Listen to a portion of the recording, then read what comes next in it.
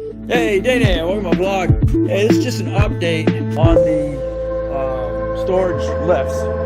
If you get an if you get a storage or a lift like mine, you may have, if you're using it in the winter time, you're going to have this issue here.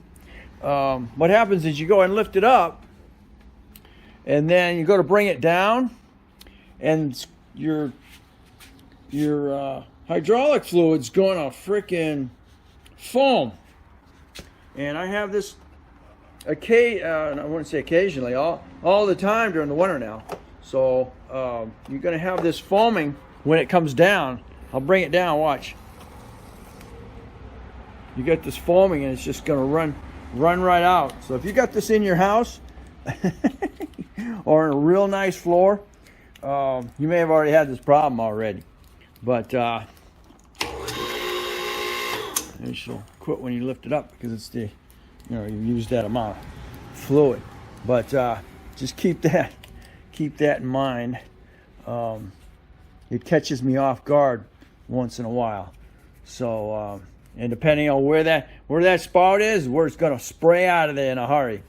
So what I do is I put a rag over it so I know it's not going to spit out. Now I got to wait for it